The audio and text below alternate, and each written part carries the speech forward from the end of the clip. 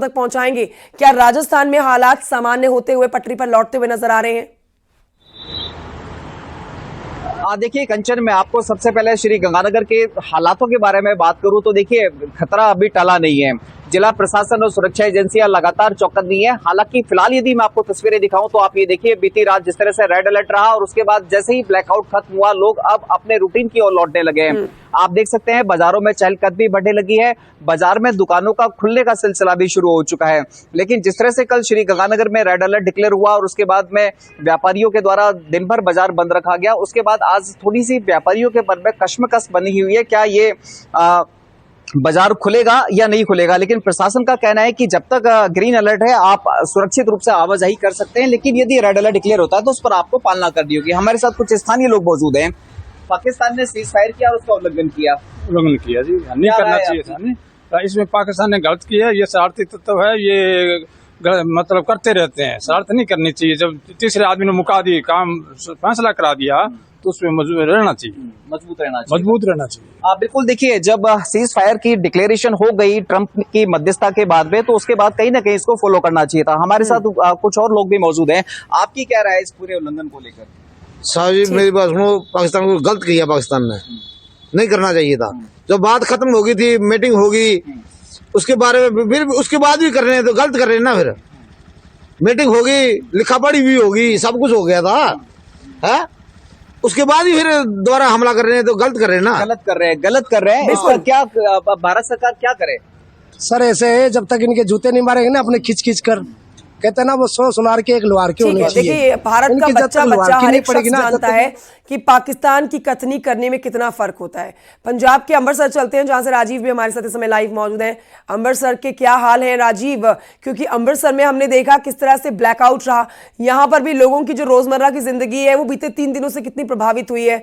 अब जब cease fire रोका गया, लेकिन इसका उल्लंघन एक बार फिर से किया गया पाकिस्तान की तरफ से, और उसका भी मुंह तोड़ जवाब भारत की तरफ से दिया जा रहा है, तो क्या अमृतसर के लोगों की अब जो एक दिनचर्या है वो यहां पटरी पर लौटती हुई नजर आ रही है? वहां से क्या अपडेट्स हैं राजीव? बिल्कुल। देखिए कंचन, जिस दिन से भी टेंशन बढ़ी है दोनों देशों में, जब जो कड़वाहट है बढ़ी थी, तो सबसे पहले बॉर्डर बंद किए गए थे। हालांकि 2-3 दिन का समय दिया गया था। जो लोग पाकिस्तानी नागरिक भारत में थे उनको अटारी बॉर्डर के जरिए वापस जाने का समय दिया गया। बाद में बॉर्डर पूरी तरह बंद कर दिया गया। लेकिन अगर लोगों की बात करें तो लोगों में किसी तरह का कोई डर या भय नजर नहीं आया, क्योंकि चाहे वो बिल्कुल भारत पाकिस्तान की सीमा से सटे गांव हो, कुछ जगह पर जरूर लोगों ने अपने घर जो हैं वो खाली किए थे, लेकिन ज्यादातर लोग अभी भी उन्हीं गांव में रह रहे हैं। वहां पे उनके खेत हैं, अपनी खेती बाड़ी कर रहे हैं, क्योंकि बॉर्डर पर किसी तरीके की कोई हलचल नहीं है। जो भी अब तक जो पाकिस्तान में एयर स्ट्राइक की गई, उसके बाद जितनी भी जो कार्रवाई है भारतीय सेना की या वायुसेना की, तो वो पाकिस्तान की तरफ से जो मिसाइल या फिर जो ड्रोन अटैक करने की कोशिश की गई उनको विफल किया गया।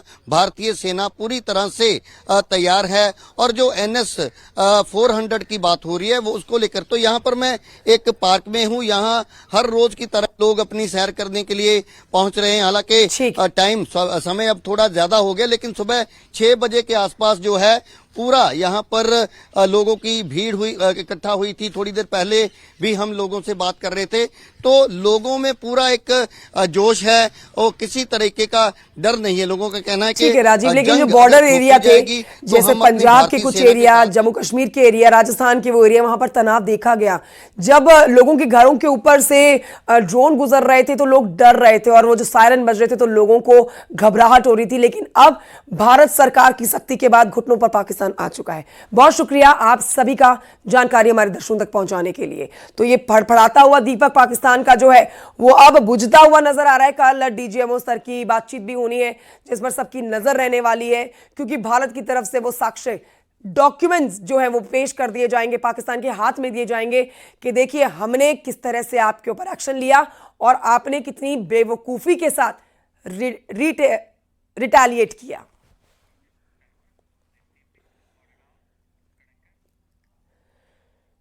और ये आपको बताते हैं कि जब पाकिस्तान की तरफ से जम्मू कश्मीर के राजौरी, उधम सिंह, उधमपुर, श्रीनगर, सांबा, मेंढर और गुजरात के कच्छ में जो फायरिंग हुई है वो देखिए इन तस्वीरों में आप देख सकते हैं कि पाकिस्तानी फायरिंग के बीच में जम्मू कश्मीर, श्रीनगर, पंजाब और गुजरात के बॉर्डर वाले जिलों में ब्लैकआउट भी कर दिया गया था।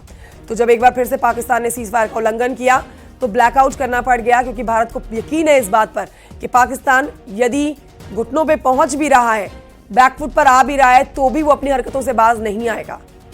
तो 1 से 2 दिन का समय और लिया जा सकता है कि पाकिस्तान जो है इसी तरह के उल्लंघन करेगा बॉर्डर एरियाज।